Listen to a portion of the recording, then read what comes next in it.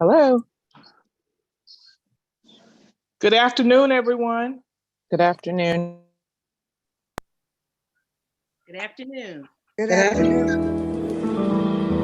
Hello. Soon, everyone will get muted as our program begins. We are done. I'm Gwen Butler, Chairman of the Women's Healthcare and Wellness Committee. Hello. Alpha Kappa Hello. Alpha Sorority Incorporated. Chi Good Omega afternoon, Omega everyone. Chapter. Good On behalf of afternoon. our President, Brandy Garris, and Good Vice afternoon. President, Good Tasha afternoon. Smith, welcome. Hello. May is Mental Health Soon, Awareness Month. everyone will get And throughout muted the month as of our May, the program Women's Healthcare begins. and Wellness We are Committee done. will host webinars and training opportunities surrounding women and mental wellness. Hello. Today Hello. is the first part of our Good mental afternoon, wellness everyone. series, where Good you will hear afternoon. our president share and discuss the important topic of depression and Good anxiety afternoon. among African American women. Hello. May is Mental Health Soon, Awareness everyone Month. will get And throughout muted the month as of our Lois Brown program Daniels, Women's Healthcare begins. and Wellness Certified Committee will host webinars in the Association of Clinical Pastoral Education, Women and Mental Wellness. A board Hello. certified chaplain. Today Hello. is the first part of our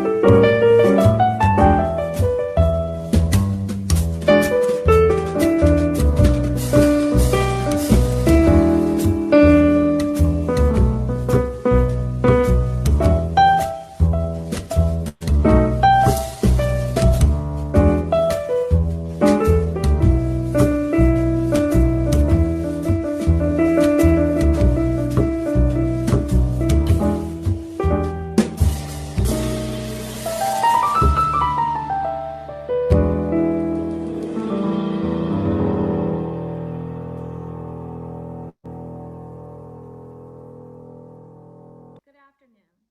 I'm Gwen Butler, Chairman of the Women's Healthcare and Wellness Committee, Alpha Kappa Alpha Sorority Incorporated, Chi Omega Omega Chapter. On behalf of our President, Brandy Garris, and Vice President, Tasha Smith, welcome. May is Mental Health Awareness Month, and throughout the month of May, the Women's Healthcare and Wellness Committee will host webinars and training opportunities surrounding women and mental wellness. Today is the first part of our mental wellness series, where you will hear experts share and discuss the important topic of depression and anxiety among African American women. Now I'd like to introduce our moderator. Reverend Delois Brown Daniels, a certified educator in the Association of Clinical Pastoral Education, a board certified chaplain in the Association of Professional Chaplains, a ordained minister in the American Baptist Churches, author, preacher, wife, and mother. Reverend Delois Brown Daniels served as vice president within Advocate Healthcare from 1994 through 2017 when she retired. Currently, she is adjunct faculty at McCormick Theological Seminary, where she teaches in the Doctorate of Pastoral Care and Counseling program. Reverend Delois Brown Daniels is also a member of Alpha Kappa Alpha Sorority Incorporated, Chi Omega Omega Chapter. Please welcome Reverend Delois Brown Daniels. Thank you so much, Gwen, for that very warm and kind welcome and introduction. I am so excited about our presenters and topics this afternoon. The format of our program will be both the presentations first and then a time of question and answer. Please feel free to put your questions in the chat as they come up to you so that we can immediately start addressing them when both presentations are complete. And now, to introduce our speakers for this afternoon, our member, Donna Waddington, will introduce Dr. Jonathan Shepard, and our member, Cherie Meadow, will introduce Ms. Tiffany Brown Walker. Good afternoon, everyone. I am delighted to introduce to you Dr. Jonathan Shepard.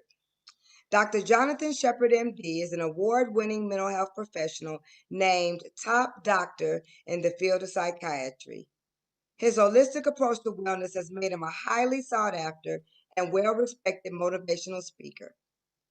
Renowned for his caring and nurturing bedside manner, Dr. Shepard has served and provided treatment for clients in a variety of areas, including mood, anxiety, trauma-related disorders, and more.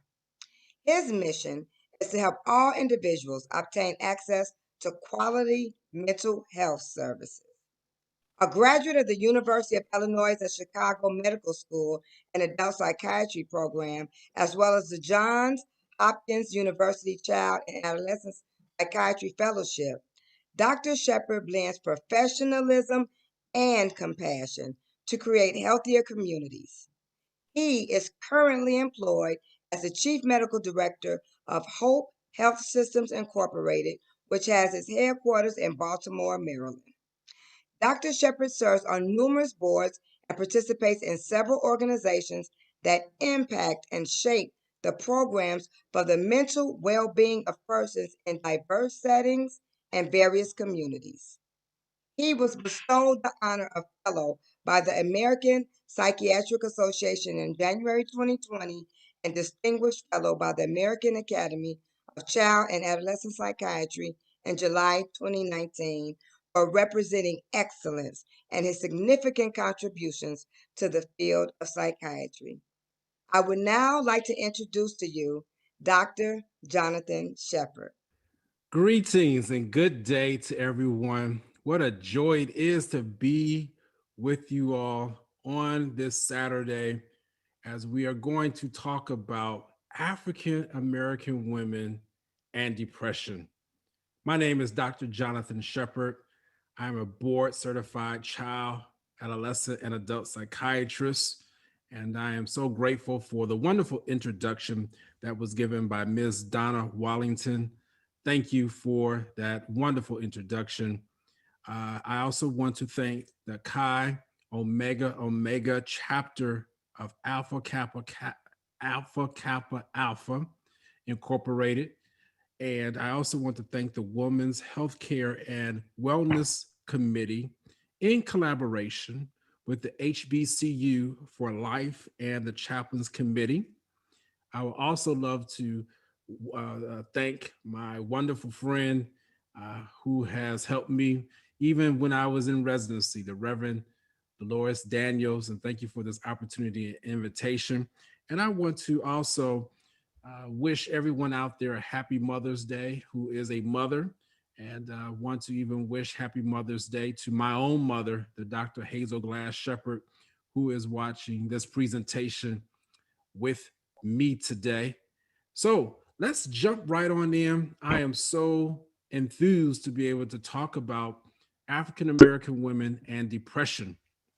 I'm going to go ahead and put my glasses on here because we're going to get down to business. Let me tell you, African American women are some of the most wonderful creatures that God has ever created on this earth. I must also state that I am an ordained elder within the Church of God in Christ. So I am a faith believer. I am a minister of the gospel. And this is an important point for me to mention, even as I go further, because ministry and medicine are my two passions. And I am so thankful that I have been able to merge the two in order for me to be able to accomplish the goal and the destiny that God has given to me. You might say, well, Dr. Shepherd, how is it that a psychiatrist is able to merge his or her beliefs with that of ministry? Doesn't it go against the religious believings and religious teachings of psychiatry and the Bible? Well, let me tell you, the answer is no. And if you study psychiatry, it really has its roots even in faith and religion.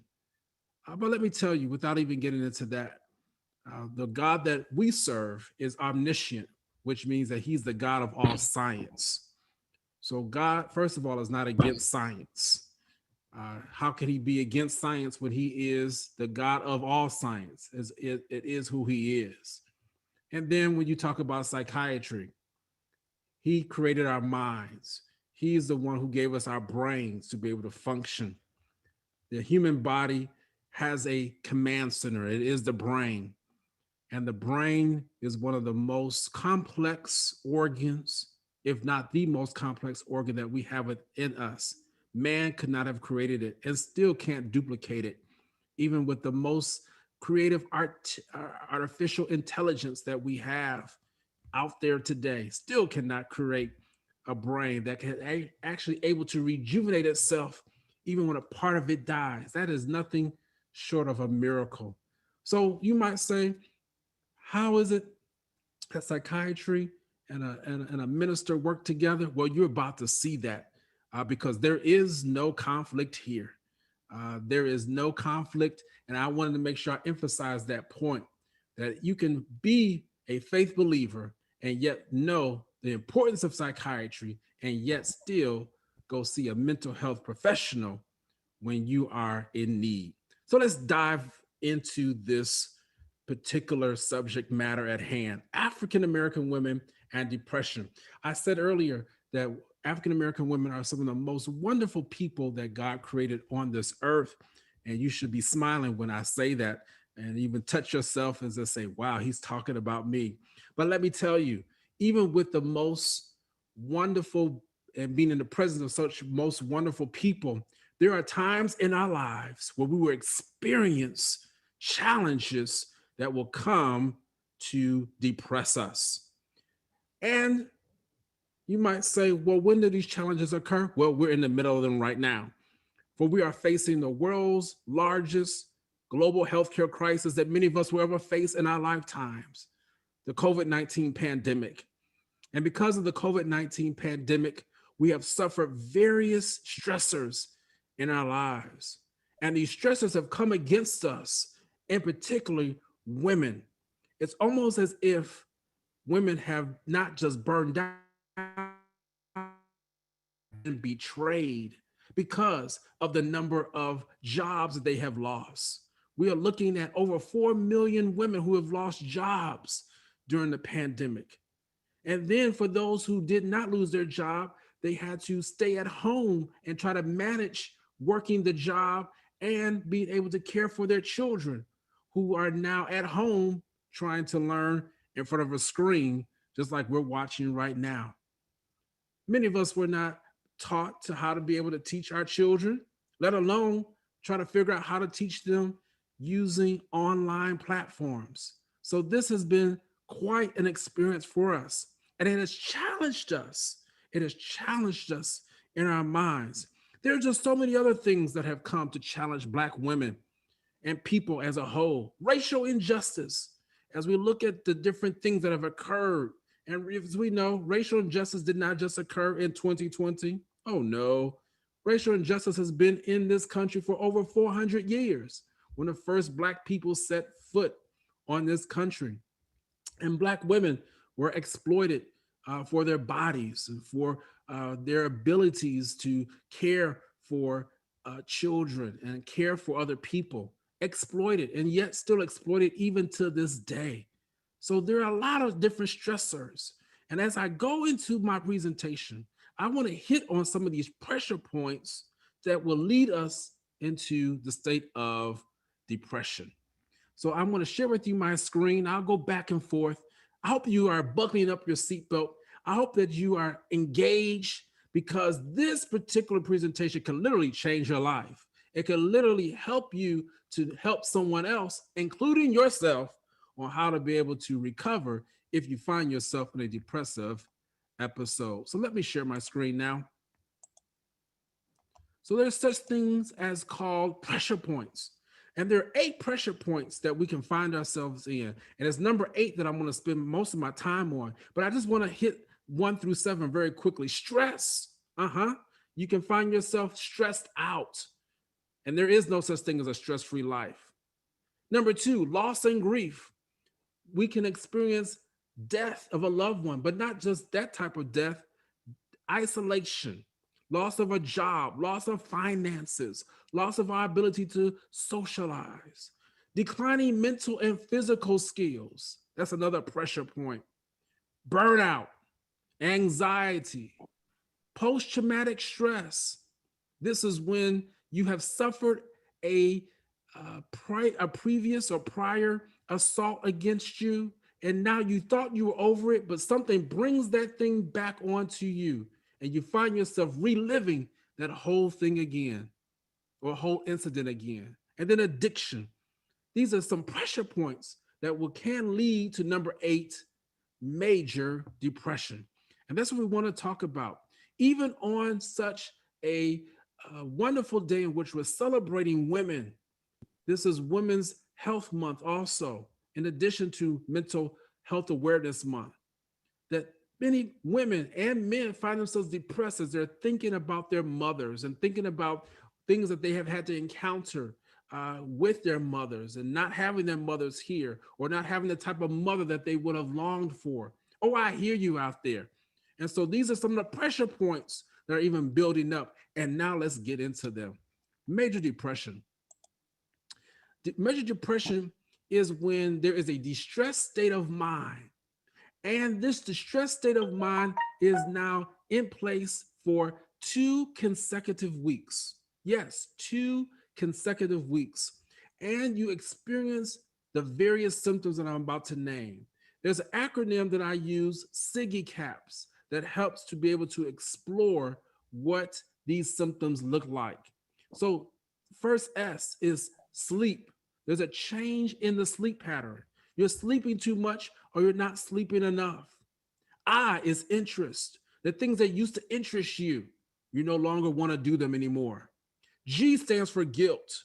Excessive guilt about something or someone or something that happened to you. E, energy. Just lack of energy. Just zip. No energy at all. Am I speaking to you out there? C, concentration.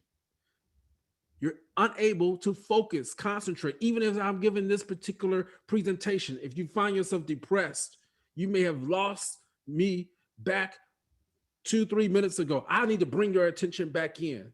Yes, concentration is, or lack of concentration is a symptom of depression. Appetite. You either eat too much or you don't eat enough. And some of us find ourselves with emotional eating. We find ourselves doing what's called a FLAB test, when we are frustrated, lonely, anxious, and bored. FLAB, F-L-A-B. Be careful with that.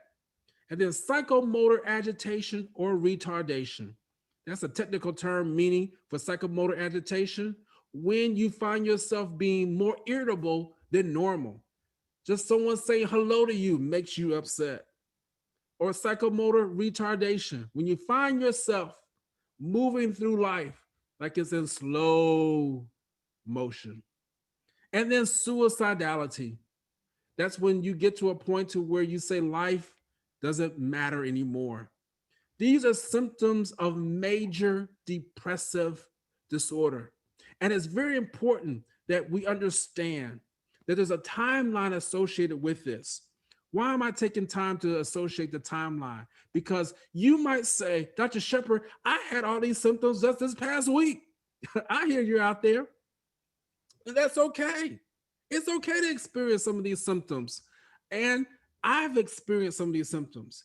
But when these symptoms have occurred for 2 consecutive weeks, you haven't missed a day. You have not skipped a day where all these symptoms were occurring. And even all 8 may not occur, but at least 4 or to 5 of the 8 are occurring.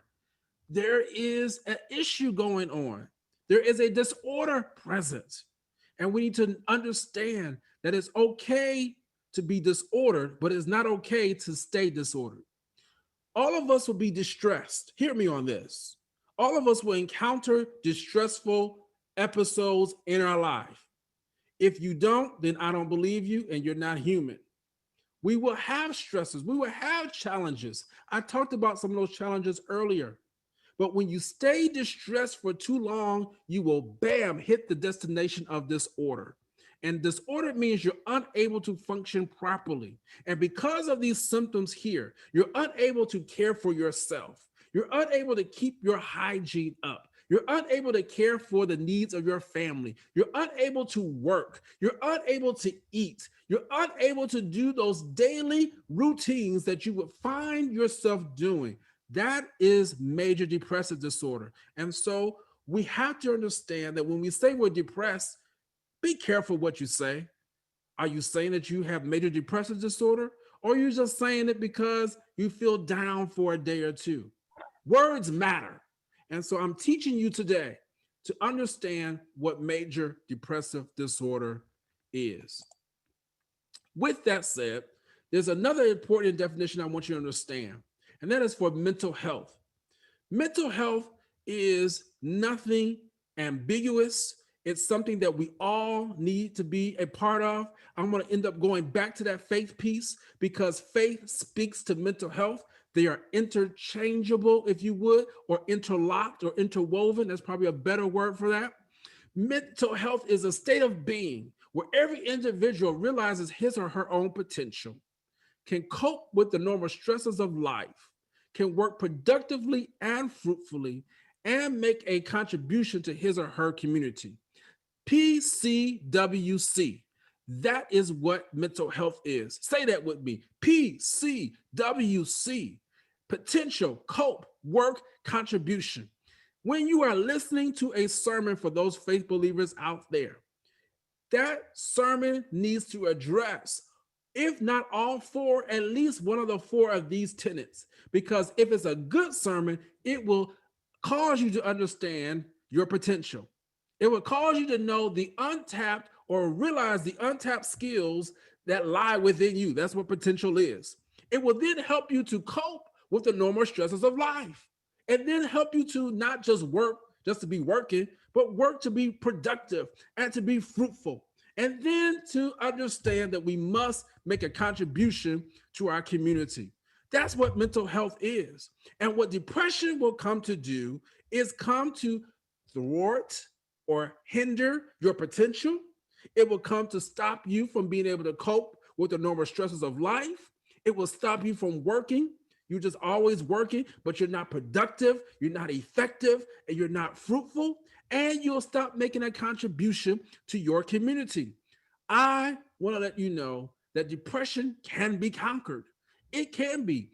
As a bona fide, board certified child, adolescent, and adult psychiatrist, I treat depression, and I know that it's nothing to be played with, but it's also something that can be treated. It can be cured. It can be healed, whatever word you want to use, because I've seen children, adolescents, adults treated for depression. I only have a little more ways to go here. Let me talk to you a little bit about how to handle depression. You saw earlier that I just skipped through a slide about how to face the crisis in your life. I am going to deal with that, but I want to talk to you to give you some practical tips first, because so many times we speak abstractly about how to deal with depression, but I want to help you to deal with the mental health stressors in your life on a practical tip so that we can help prevent some of the depressive episodes that are coming our way. Number one, let's look at how we breathe. Relaxation breathing. Anxiety goes along with depression.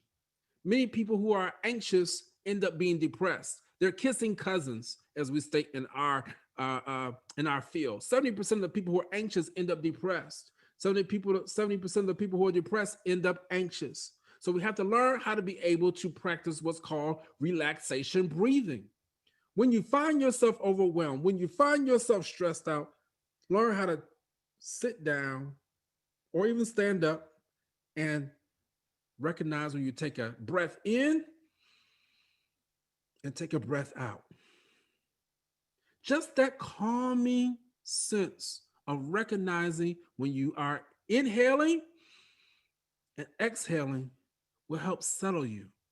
Again, we're talking about ways how to be able to prevent from being anxious, leading to depression.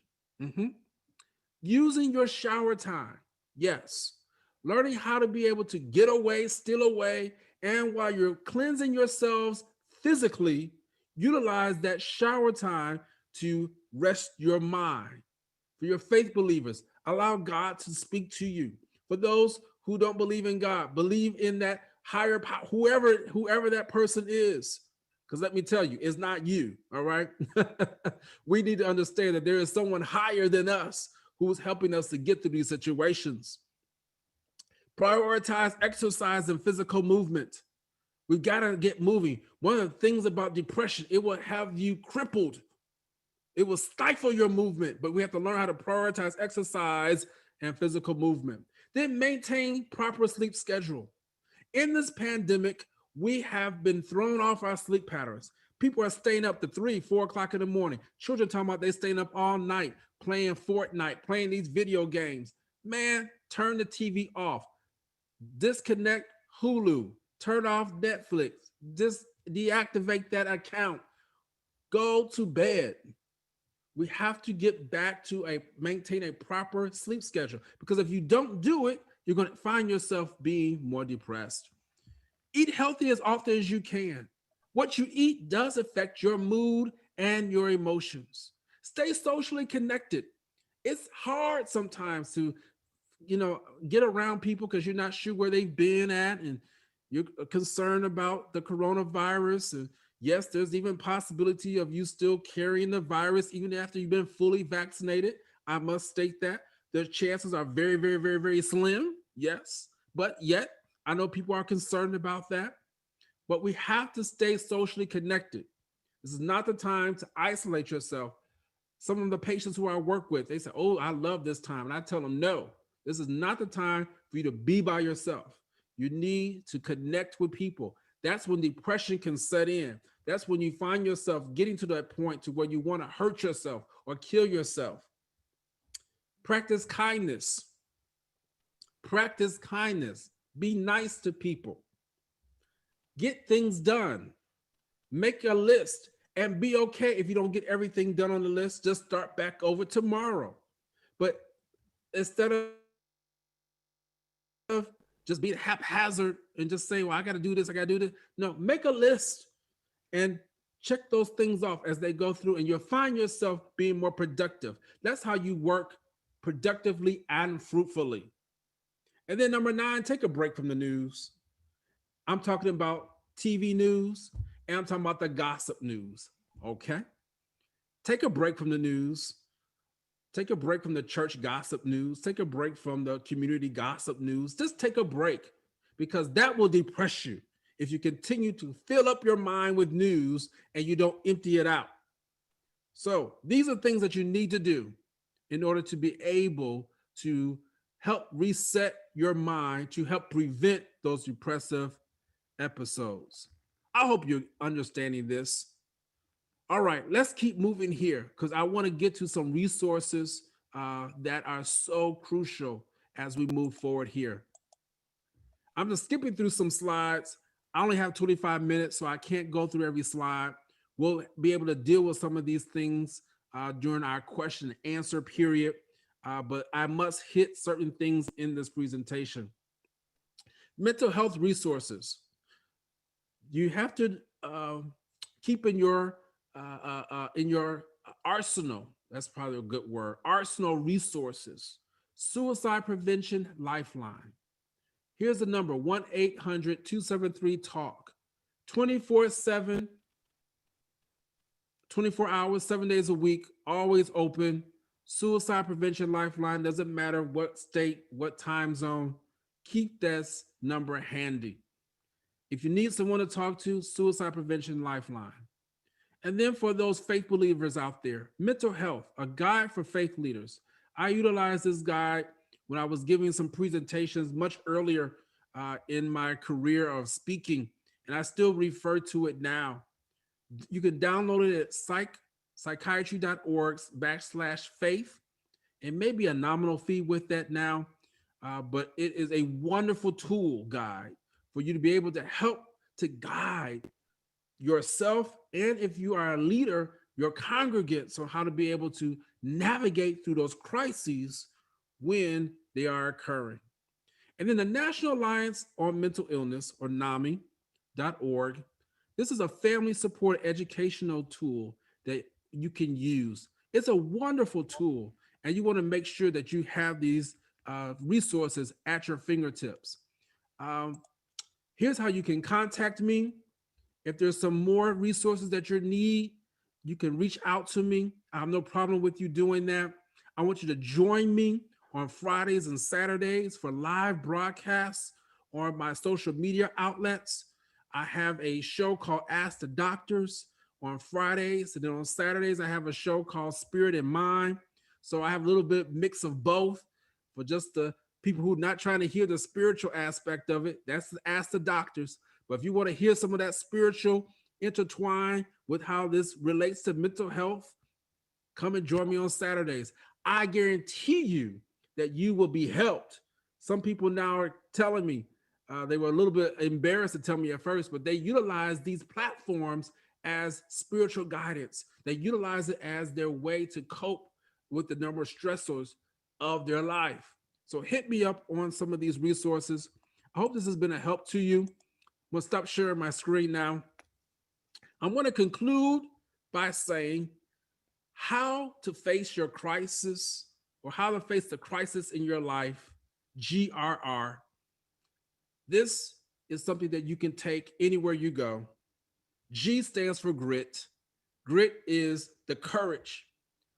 Women, Black women, are courageous people.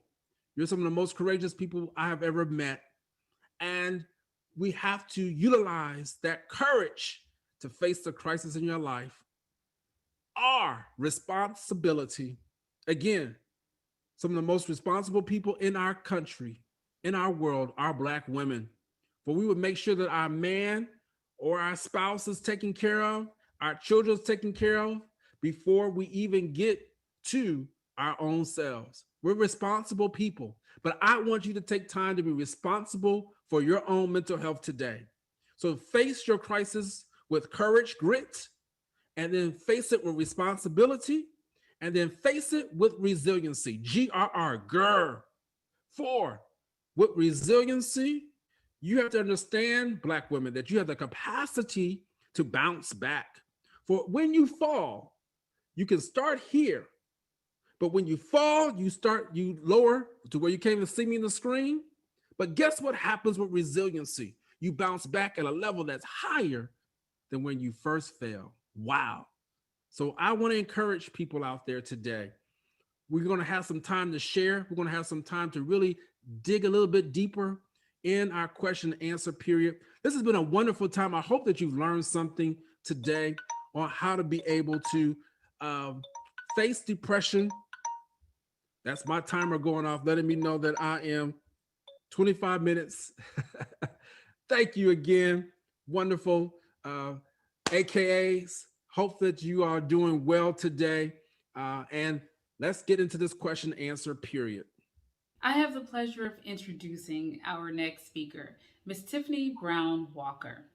Tiffany is the founder and CEO of Blind Faith, a nonprofit organization that focuses on advocating, educating, and inspiring those affected by mental illness in communities of color.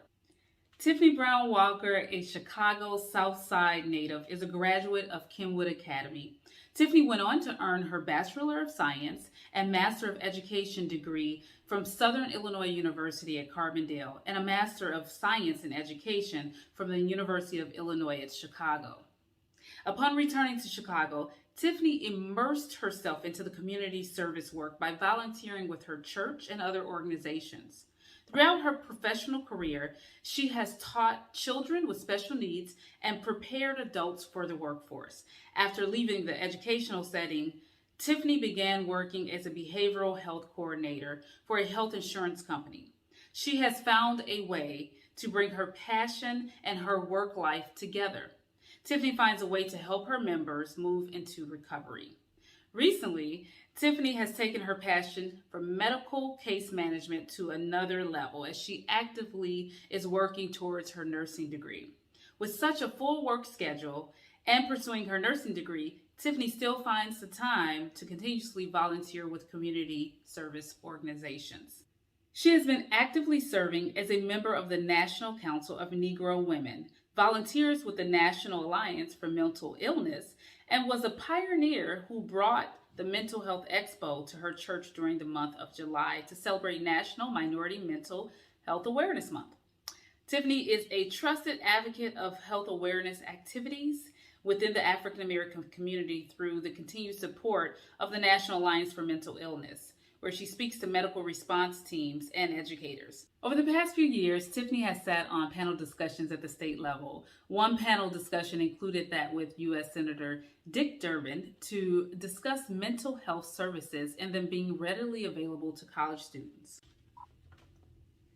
Tiffany has made it her life's mission to ensure that no one has to go through mental illness alone. She walks with everyone as if they were part of her family. She is a dedicated church member, a dedicated mother, and you can always find Tiffany somewhere mentoring, counseling, and being a second mom to many children, age 15 all the way through 30 plus. Please join me in welcoming our guest speaker, Miss Tiffany Brown Walker.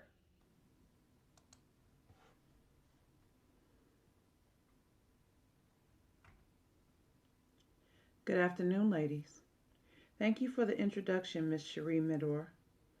My name is Tiffany Brown Walker, and I am the founder and CEO of Blind Faith Chicago, a small non-for-profit organization that focuses on advocacy, education, and inspiration on mental illness in communities of color. Before we begin, I would like to thank your soror and my cousin, Gabrielle Henley, for the recommendation to present. I would also like to send a great appreciation and thank you for the invitation to Chi Omega Omega chapter of the Alpha Kappa Alpha Sorority Incorporated, the Women's Healthcare and Wellness Committee, in collaboration with the HBCU for Life and Chaplains Committee, for this great opportunity. Any chance I have to share my testimony and educate women of color is an absolutely great day. As a 30-year survivor of mental illness and 10 years in recovery, I am here to share a few words on mental illness that is very common among women of color. After multiple hospitalizations, more therapists than I care to mention, and countless psychiatrists who did not listen to me for the way I wanted to walk my journey, I set out on a path of healing and self-discovery that has brought me here.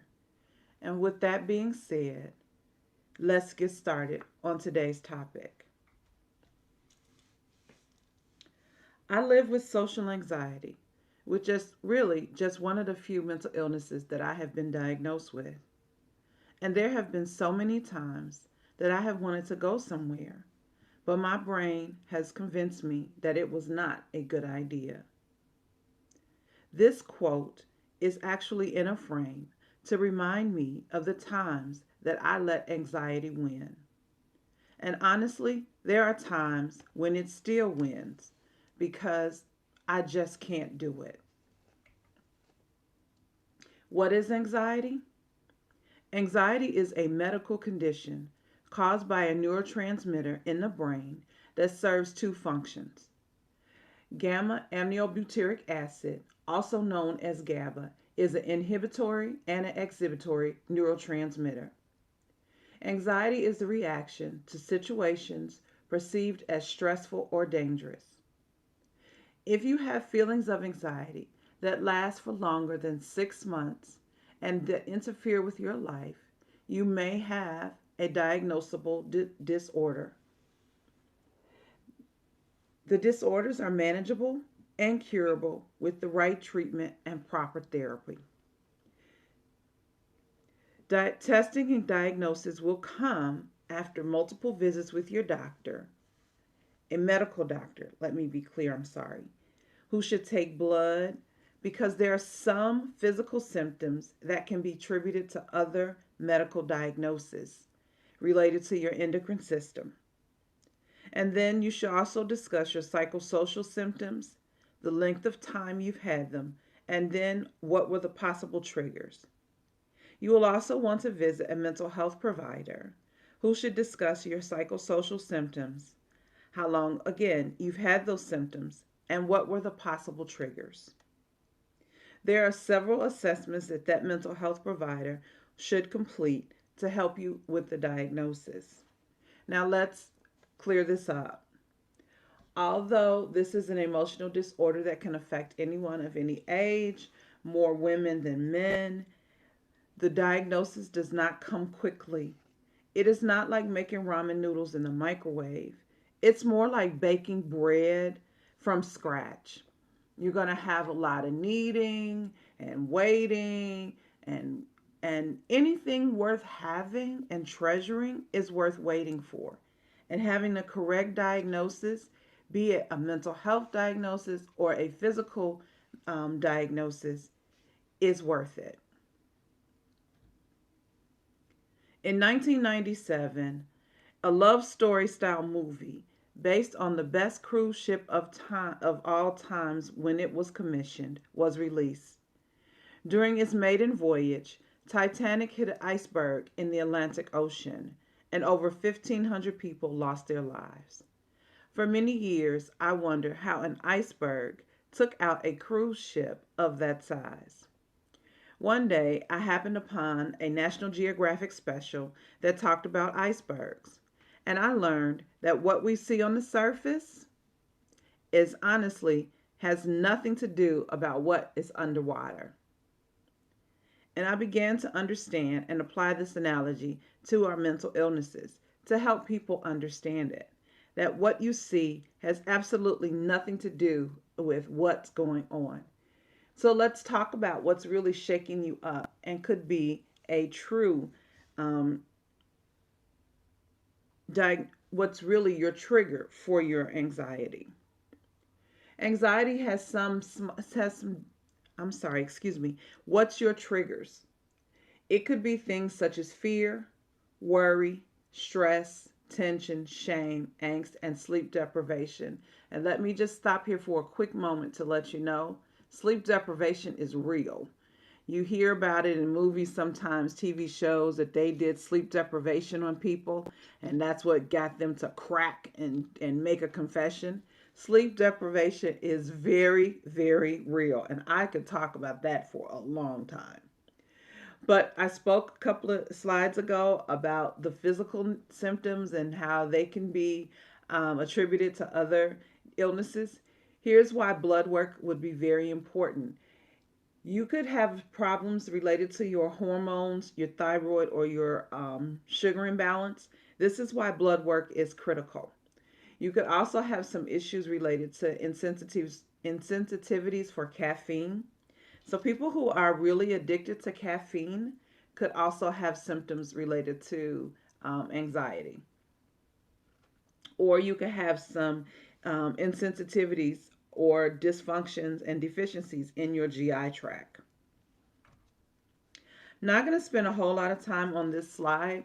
Just wanted you to see a few things, a few of the anxiety disorders that we have heard about, seen, or witnessed, and maybe living with or experiencing ourselves. Some of the more common ones, of course, that we know about, maybe social anxiety, which is one that I live with. And some people who have just generalized anxiety disorder, and those are ones that they can't really identify what is the crux of the anxiety disorder. Obsessive compulsive disorder, things where people like have to lock the door 3 times or things of that nature. Separation anxiety disorder are very common in families when children have been violently separated from family members, or children who have been adopted and they just feel a sense of, I know something is missing from me.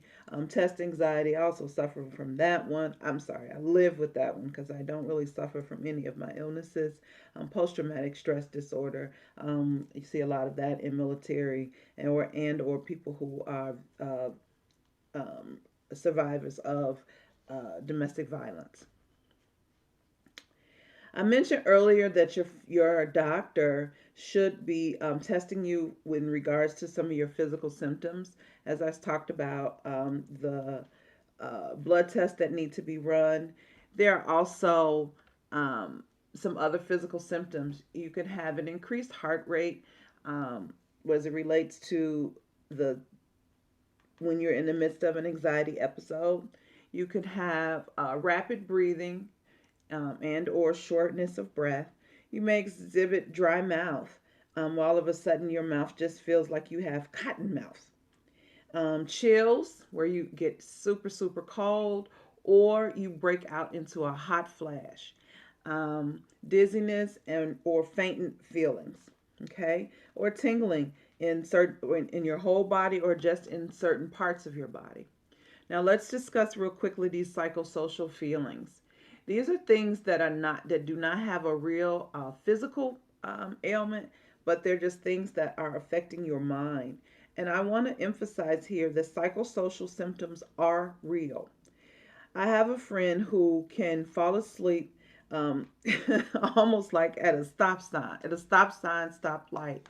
So when all of a sudden she was unable to go to sleep, that is a sleep irregularity for her. So that was something that she needed to address with her doctor. If you're someone who's able to concentrate, I want you to know that if all of a sudden you lose the ability to concentrate, that is definitely something that you need to mention to your doctor.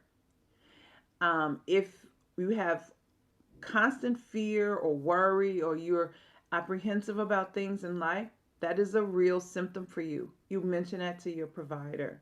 Now, one of the things I want to make sure that I mention here is keeping a log. Now, logs are important because telling your doctor, I just don't feel quite right, is not very helpful to a provider. I do medical case management, and when my clients say to me, well, I don't take the medication because it doesn't make me feel right. Okay, what doesn't make you feel right? And then they're unable to tell me. I'm not able to help them help, with what I have to do on my end. So it's helpful when you have more details. So let me just go off on a side note real quick. I have gastrointestinal issues. So when I went to see my GI doctor, I had already started a log. So what I had done was I would write down the date. I would write down what I had eaten. Let's say, like I have issues with cucumbers. I know now that I can eat cucumbers as long as I take the seeds out. So for a minute, I thought it was just cucumbers, but then we started realizing that if I took the seeds out, I could eat them.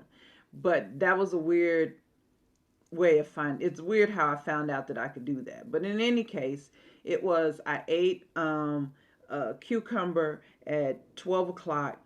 At 12:30, I had the worst case of indigestion, like so painful. I was having a heart attack.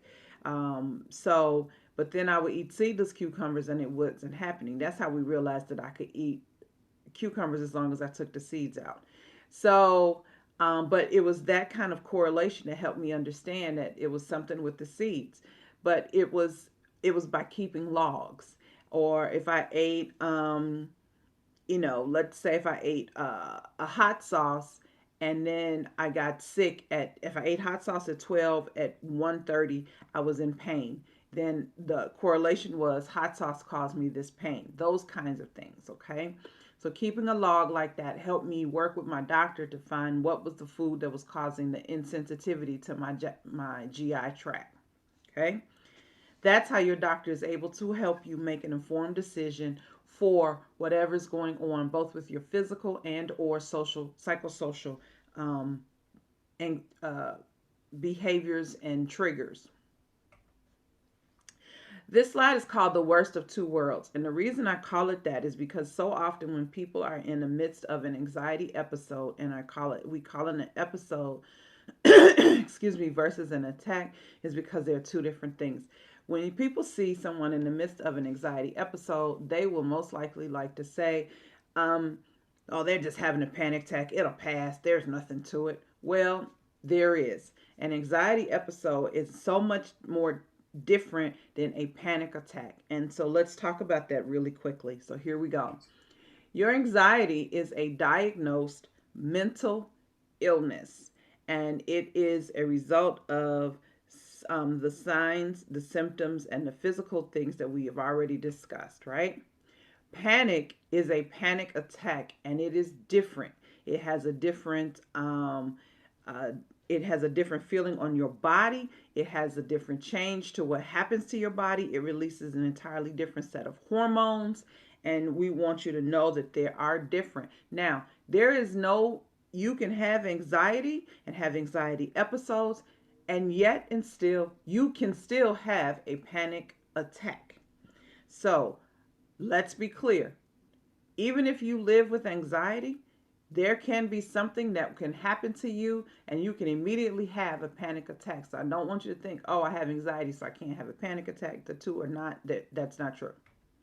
Anxiety diagnosed mental illness. I want you to think about it like when you have those newer stoves and they have that small eye generally in the back. On our stove, it's in the back on the right. And that's that very small eye. You put a big pot of water on there and you turn it on. And that water, no matter how long you sit there, will generally not boil completely over. It will just reach a very slow simmering boil, and eventually it will boil all the water out and you'll burn your pot.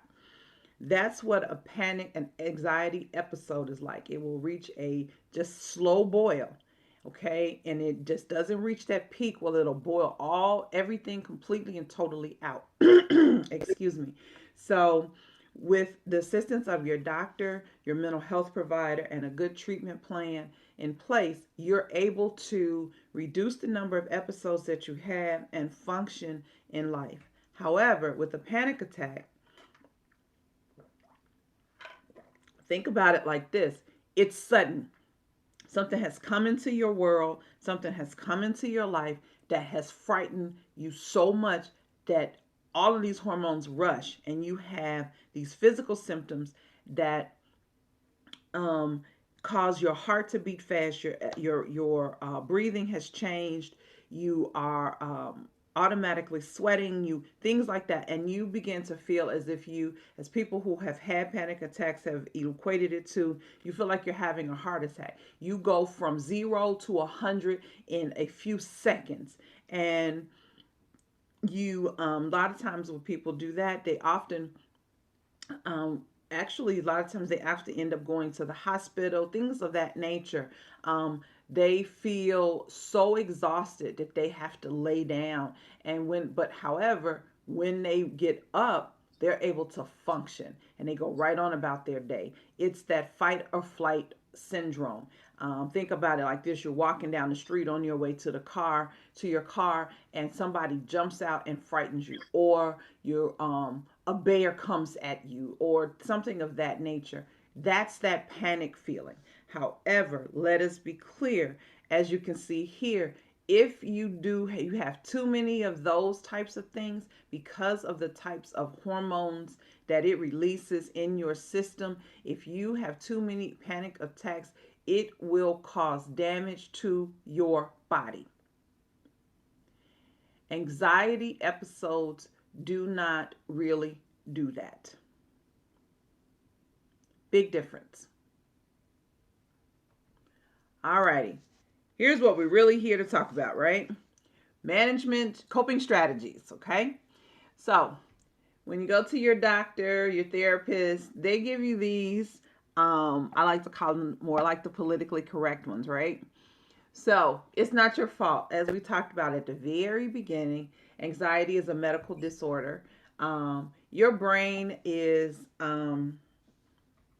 if your brain isn't working, your body isn't working, right? So anxiety is a medical condition, and so bottom line, it's not your fault. But know this: you are responsible for you, your words, your actions, your behaviors, where you go, what you do, that kind of stuff. So anything that's not related directly to you, it's not your fault. Control you, and that's it. So here's the next one: do something that you can control. Somebody has done something that would be considered a trigger. um, then you control what you can control. That is you and you alone. Okay. um, Create a routine that you can continue. For me, one of my routines is completing my med boxes every Sunday evening. I have two boxes because I take meds in the morning and I take meds at night. So I complete my med boxes every Sunday. Now the advantage to that is if by chance for whatever reason something happens and I forget to take my meds, which is rare, but it happens, then I can see what day I forgot to take them. And then that also allows me to see, was that a day that I was kind of off my base? Generally, sometimes yes. And that lets me know why you didn't take your meds that day. So create a routine for daily, weekly, hourly, whatever it is that you can continue. Don't make it so excessive that you know that you can't continue that. All right. On routines, develop a sleep schedule. Sleep, as I told you earlier, sleep deprivation is real. Sleep deprivation is real. So, one of the routines that I created was a sleep schedule. That is huge. Now, let me tell you something. In creating that sleep schedule, I created it in such a manner that not only does my body recognize that we're getting ready to sleep. My brain has recognized it, and there have been times when I have created this sleep routine so significantly that sometimes I have, on occasion, forgotten to take my meds in doing this sleep schedule. That I've been able to fall asleep. I can't stay asleep because my nighttime meds are sedating. So I can drift off, but I'll wake up and be like, oh, why am I awake? Because I can't stay asleep. I can drift off. I can't stay. And then I'll look and see, oh, you didn't take your meds, so you can't stay asleep. But depending on what time it is, I probably won't take the medication because the medication requires so many hours to sleep and I won't be able to wake up for work. Balanced meals. Our parents taught us balanced meals. We fell off as adults, but it's important that we get it and try to return to it. And if all else fails, get a multivitamin because we don't want to miss out on all of those extra vitamins and minerals that we're missing in our balanced meals. Exercise. Exercise is one of the best free anxiety eliminators in the world. Why? Because it releases all those endorphins and everything that help remove the stress that causes our anxiety levels to be up. Remember on that slide, a few slides back, and I talked about that what's underneath the surface that killed the Titanic is one of those things with stress. Stress is an anxiety producer. Exercise removes stress. There we go. Do something that you enjoy. Absolutely. What is something that you enjoy? Walking, exercising, reading, talking to friends, going on vacation, whatever it is, do something that you enjoy. That helps relieve stress, that helps relieve anguish, that helps relieve a lot of the things that are underneath that iceberg that will help you feel a little bit better and relieve some of that stress. Go outside. Vitamin D. Now in the Midwest, we struggle a lot because we can't go outside as often as we like, but those 100 days of summer that we have, if we can get outside, get outside. And vitamin D is the freest form of therapy you will ever receive. Period. And reach out to someone that you trust. Um, they won't know that you need them unless you reach out to them. Now, I mentioned my cousin Gabrielle who recommended me to come and talk to you. I'm going to say this. Um, A lot of times she'll just reach out to me and send me a hey, I love you. And some of my friends will do the same. And we also do that to each other, honestly, especially in this day and time. All of us are busy. We have kids, we have activities, we're running, we're coming, and we're going, and all of that. Some people will just do that.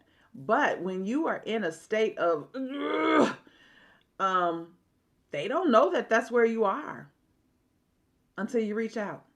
So just reach out. All right, let's have a real quick real talk. Here are some real ones. It's okay to not be okay. One day this week for work, I couldn't do it. I logged in, I looked at that stuff, I was looking at that computer. I did a couple of things, but I looked at that computer for almost an hour and honestly couldn't focus. I sent my manager an email and said, I can't do this. I'm not going to be able to make it through the day. I'm taking unscheduled PTO. I'll see you tomorrow. I just couldn't do it. So it's okay to not be okay. It's your job to carry your bag and your bag only, and that's it. So when our kids were little, I used to my family used to laugh at me because I carried their diaper bag when they were little, but when they got to be little toddlers, I found little miniature backpacks, and inside their backpacks they had their pull-ups, their snacks, their sippy cups, all of that.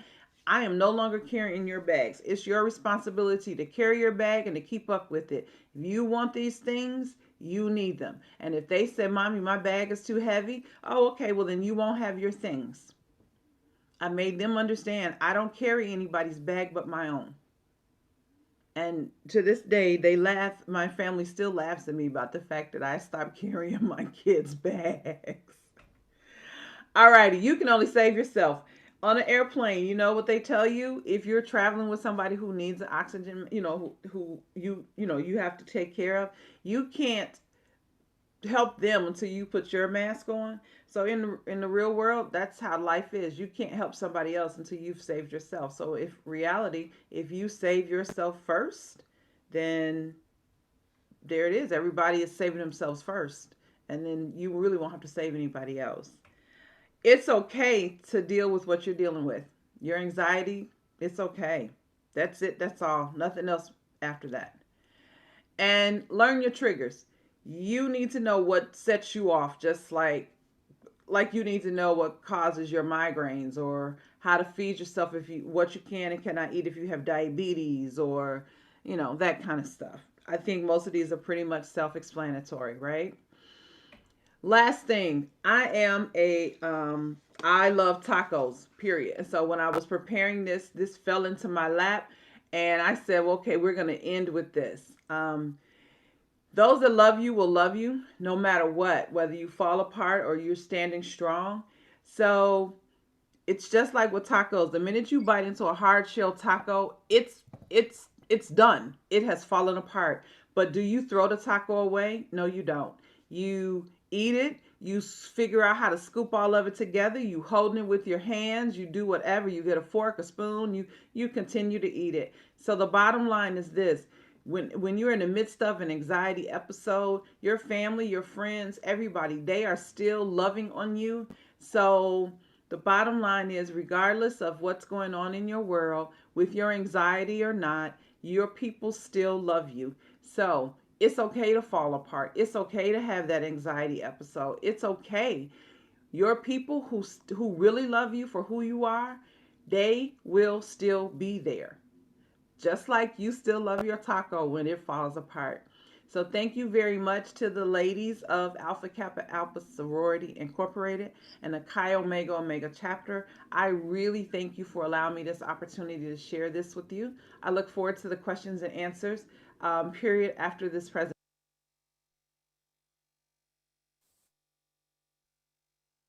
Wow. Outstanding presentations by both Dr. Jonathan Shepard and Ms. Tiffany Brown Walker. We have several questions that have come in, and so we're going to try to take as many as we can in the next few minutes that we have, and I want to begin them right away. I cannot thank the two of you enough for the rich information you all have given us today.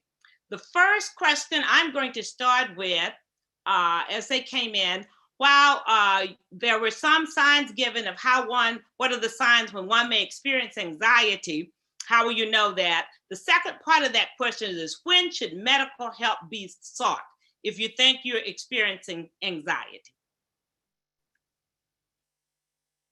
So Dr. Shepherd and Ms. Tiffany Brown Walker, are you both on? Yes, ma'am. Yes, ma'am. Okay, that's the first question. They ask what are some signs that one may experience if they have anxiety. I think, Ms. Tiffany, you named some of those, but the question was, when should medical help be sought? So, Dr. Jonathan, do you want to answer that first? Dr. Shepherd, who? What happened? Dr. Shepherd, would you like to attack that one first? I'll go ahead. So, greetings, everyone. Thank you for the invitation. And so let me just tell you, there's a difference between distress and disorder. I want you to hear me clearly on this, because a lot of us confuse what distress and disorder is. Everyone would be distressed. If you are a person, if you're a human being, you will experience distress. Distress is when there are things that will come in your life that will cause you to have stressful reactions. There will have periods of time where you don't understand what's going on, be depressed. But everybody who experiences distress does not become disordered. When you become disordered, that is when you need to seek medical attention. So there is a continuum that I talk about in my presentations. Everybody's over here are distressed, but as you continue to not stay or stay unhealthy or don't go out and get the help that you need, you will then hit a period of time, a destination that's called disordered. And when you are disordered, you are unable to function properly. When you're unable to function properly, that's when medical attention needs to be sought. Just because you have a bad day, as Tiffany Walker would say, doesn't mean you have to go seek out medical attention. Exactly. When I went through all those symptoms that I discussed for depression, I'm sure some of you all were saying, oh my God, am I depressed? Now, remember all the qualifiers that go along with that. You can even have a bad week and not necessarily have to seek medical attention. But when it is 2 weeks for depression, you need to seek medical attention. And that's where a lot of us get confused. We need to be careful. This is my last point. We need to be careful what we say about ourselves. Stop saying you're depressed and when you just had a bad day. Stop saying that you just at the end of your rope, and you know you're not at the end of the rope. You just feel bad for that day. We have to be so careful, especially during this pandemic. Now, it should have shifted how you think about yourself, honestly. And you need to make sure that what you speak over yourself, what you say about where you really are, needs to be truthful. And if you have hit that point called disordered, as Ms. Tiffany said, it's okay to not be okay. That's when you need to call somebody. And that's when medical attention should be sought. Thank you. Anything you want to add, Tiffany? Because that's good. No, what Dr. Shepherd said was absolutely on point. For anxiety symptoms, we also test for 2 weeks or longer. But as I mentioned in my presentation, when your symptoms extend for that period of time, we recommend at work that you speak with both your primary care provider as well as a mental health provider, because a lot of times those symptoms will mimic physical conditions that you need to rule out, because there are physical conditions that could mask the behavioral health conditions. You know, you could have our bodies are wonderful machines, and we don't know which side of the coin is being is managing us. So we don't know if it's the physical side or the mental health side, but the bottom line is the brain is doing something a little different. So at that point, after 2 weeks or longer, you do need to start reaching out. But as Dr. Shepard said, if you have gotten to a point where you're not going outside, you're not sleeping, you're not doing something for 2 weeks or longer, it is definitely time to reach out for some assistance. So when individuals, as both of you have given signs and symptoms of that, when you're disordered, not functional, get medical help for 2 weeks. This next question, thank you. Is there a specific age of onset or an age where anxiety frequently presents itself?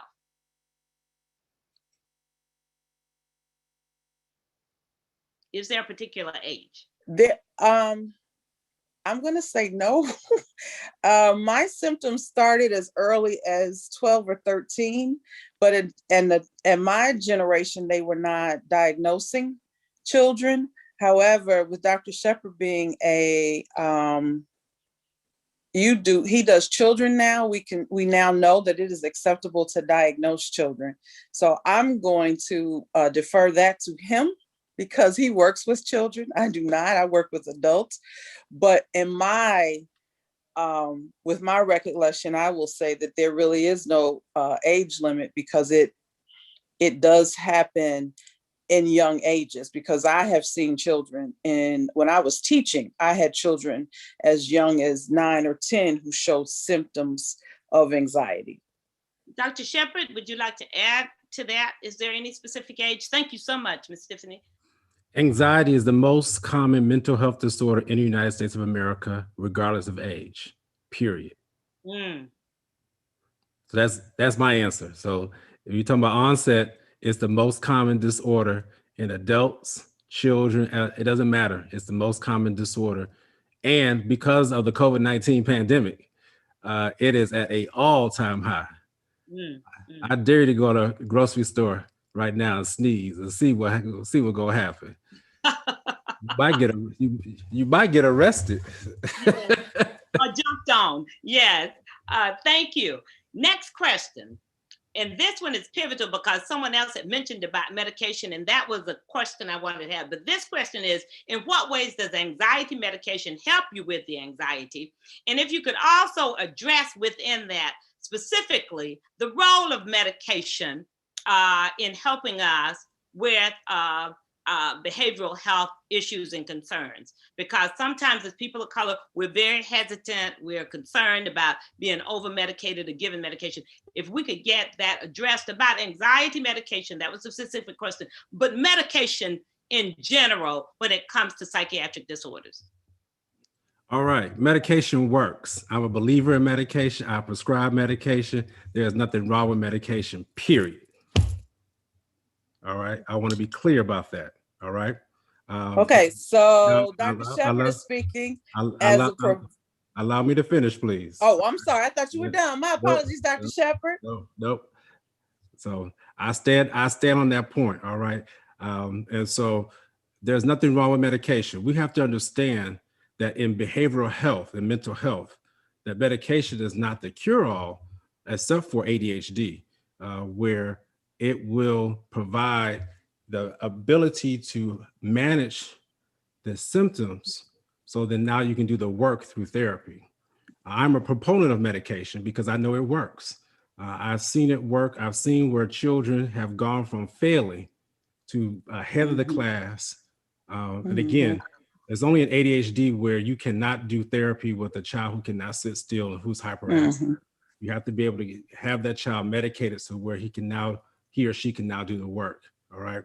So yes, medication works, but the thing that we have to understand in our community is there's a lot of myths, and I am called the chief myth buster for a reason, because I have the evidence, I have the ability. I don't debate a lot of people when it comes to stuff, because our people are destroyed for lack of knowledge, and that is a proverb. But the thing about that is that we have grown up in environments where we were not treated right. There's so many healthcare disparities. We have a lot of doctors who are prescribing medications for us who don't understand us. So it's important to be able to get with a doctor who can understand what you're going through, how to be able to deal with those symptoms and then be able to get on the medication that works for that. Yeah, so there's some people who don't agree with me, which is cool. Many of them don't have the evidence, but that's cool too.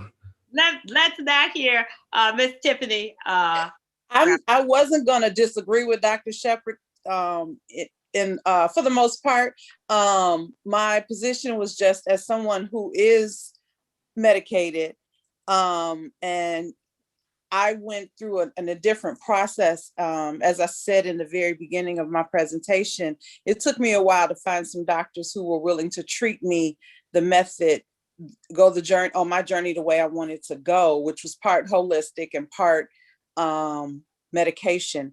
As I mentioned, I take medications for my diagnoses because I don't really have a choice. Unmedicated, I'm not the person to live with. However, I needed to find a doctor who was willing to work with me in the method that I needed to be treated. So I was diagnosed at 19. I didn't medicate till 30 because I had to first deal with the denial of what I had. And then once I did decide to medicate, we went for about 6.5 years before we even could find a cocktail that would work. And so it is a long and hard process.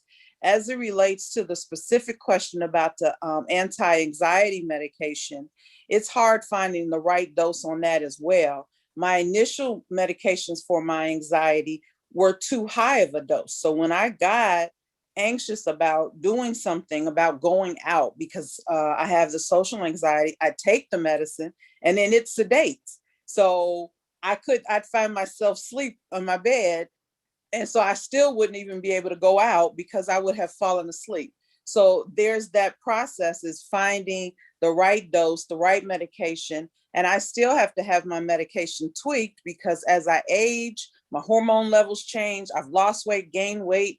We have to work with my primary care physician to make sure that it doesn't have an interaction with any of the medications that I have to take for like my hypertension and things like that. So it is a long process that has to be your psychiatrist and your internist. They have to be in constant communication with each other to make sure that your medications are going to work together. So it is hard for us as people of color to trust the medical system because it's been shady to us for a long time. So for people like Dr. Shepherd, a man of color, a man of faith, to be in the system, people like Reverend D to be in the system, and however many other of you ladies that are on this call that are in the system, it is important that we continue to share good information and that we, what do you say, Dr. Shepherd? You're a myth buster, that we bust up that myth. And when somebody comes and say, well, no, this doesn't happen. No, that's not right. And if we don't have all the information, we point them in the direction of someone who does. So medications do work, but it takes time to get it to work. So it doesn't happen on the first try. It's rare. Let me phrase that. It's rare that it happens on the first try. It sounds like something you said earlier, it's different with different people. Yes, ma'am. Saying though, for the question about medication, yes, when it's appropriate, you need to talk to your doctor about it. Make sure if you're having difficulty that you go back so it can be adjusted. So yes, ma'am. Yes, ma'am. Both your psychiatrist and your regular family physician, and that they're working together. Thank you all so much. This is so exciting. Let me tell you, there are so many comments in the chat box saying your presentations were outstanding, great information, and several people have asked, will your slides be available for them? I can't answer that. They want to know, can they get copies of your slides? Sometimes people I know don't mind sharing them, and sometimes they can have a copy of the slide. And I realized Dr. Shepherd put his information on his. I neglected to do that with mine, but Reverend D, I will provide you with our website and everything to share with your sorors. They are going to put in your blind faith already. Yes, ma'am. That's the information they can do. Yes, ma'am. it to them because I know you. And yes, ma'am.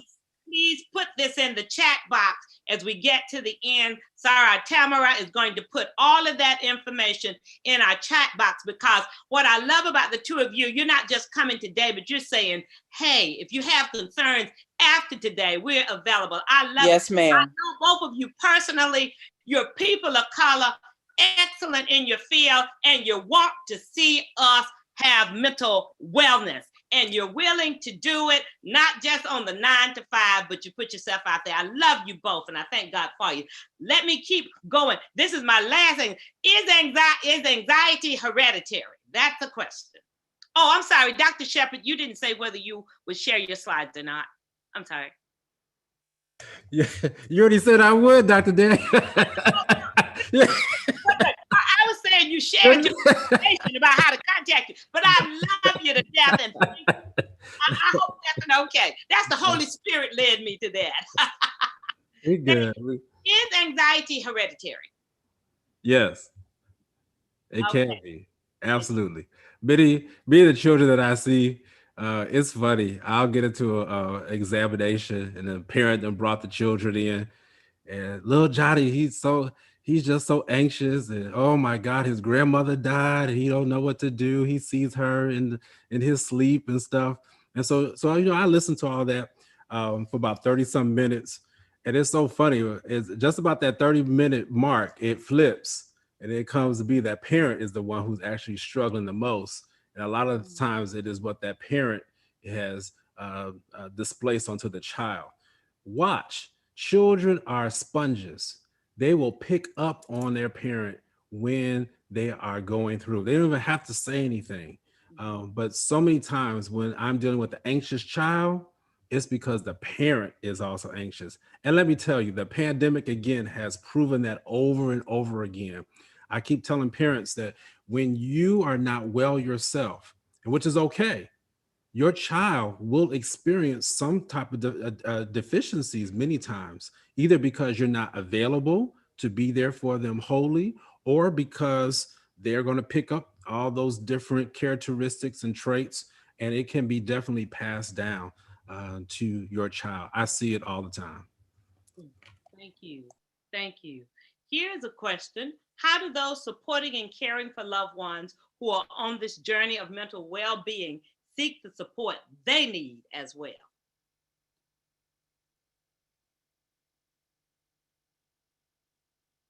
Okay, can you repeat the question again? I want to make sure I'm understanding it properly. It's basically, I'm going to reword this as I read Okay. it.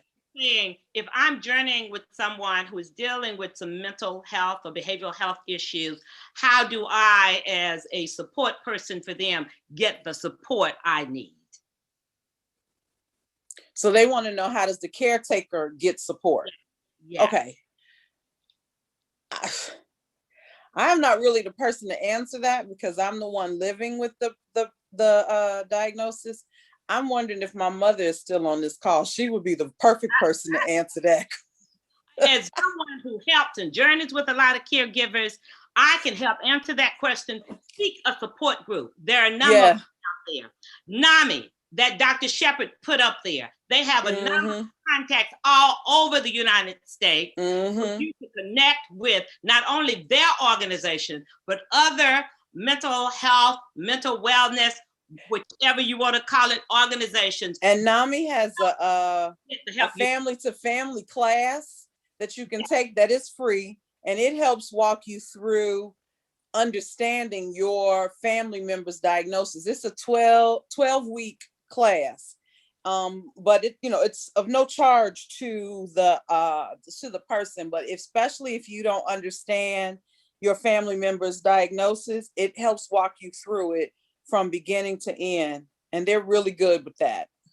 And also, as a person of faith, I know a number of congregations have support groups, and they're not only for their own congregation, but they're open to other people. So if you're a person of faith, go get you a partner, someone to journey with you. But a lot of these organizations have support groups where there are other caregivers, people who are fellow journeyers with their family and their friends that you can connect with, who may be able to be a support person for you.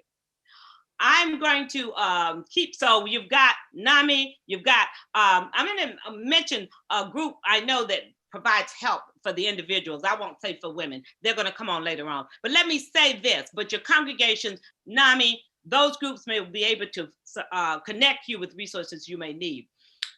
This is a question that someone had, and we're going to have to start wrapping it up. What if you're ready to get off the medications? What are the steps to take? You just need to have an open, honest conversation with your psychiatrist. People do come off of medication. I take people off medication once they have become stabilized, especially those who dealt with anxiety, depression. If you're dealing with a psychotic disorder, that may be a little bit harder. So one of the things that I do from the very beginning is I let people know when we go the route of medication. I don't take it gingerly. I'm sorry, I take it gingerly. I don't take it haphazardly. That's the word. I'm very serious about it. That's why I can speak so strongly about medication, because we have that talk, and I make sure people understand what they're on. When people come to me, I want them to be able to describe to me why they're on that medication. If you can't describe to me why you're taking that medication, then I want to be in doubt as to whether that medication really should be on. So those are the type of conversations I have. And then one of the things I do, I say, we're going to be on this medication for at least 1 year. We're going to give it a trial for 1 year, and we'll continue to reassess, and then we will have you come off. But there's got to be that communication. That is crucial. If you feel like you can't talk to your doctor, then that may be a good sign that a new doctor is needed. That was one of the questions that I had, and you've already addressed that. How do you assess whether you're with the right psychiatrist, pastoral counselor, whomever? And if you ever have a feeling that your doctor isn't listening, which was what my issue was, you don't have the right doctor. You know when your doctor is the right one for you. It's the same with therapists. You know, if you go and you feel that they're not listening to you, it's not the right fit. What I had with the doctor that I ended up leaving when I realized I needed to identify what my journey was going to look like was when the doctor prescribed, they prescribed 300 milligrams of quetiapine extended release that I was supposed to take at night, which is fine, except it didn't matter how early I took it at night, I couldn't wake up the next day. Yeah. Which means that was not the right dose for me. Right. And no matter how many times I told him that, he kept prescribing it. And then his last conversation to me was, well, it doesn't matter. You're not going back to work. Just bring me your disability papers and we'll fill them out. Oh, no. No, sir. I've been working since I was 15 years old. Yeah. I want to go back to work. So that let me know that he was not the doctor for me. So I knew then I needed to find a new doctor. I needed to, that was purely the moment for me to say, I have to take my journey into my hands. So you will know. Yeah. I'm sorry. Can you give me 2 more seconds? Because we're at 2:27 and I know I'm sorry, but that's just what I want to say. You will know. You will know. When I walked to my therapist's office, she had a fireplace and hot fresh baked cookies and cucumber water. And I said, oh, this is the place for me. So you will know. Excellent, excellent.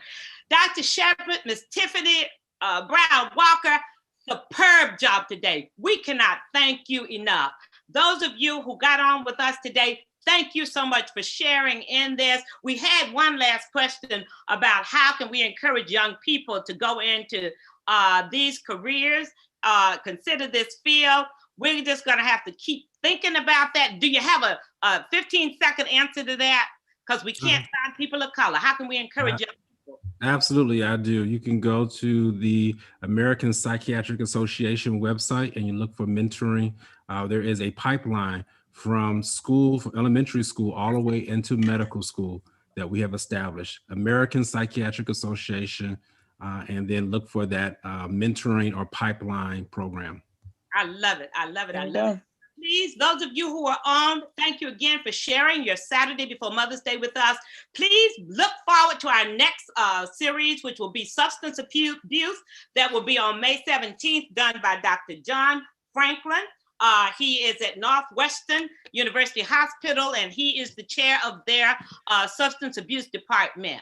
And now, I would like to turn over the end of our time together to our Vice President of Alpha Kappa Alpha Chi Omega Omega Chapter and Imani Pearls Community Development Foundation, to Tasha Smith, to close us out.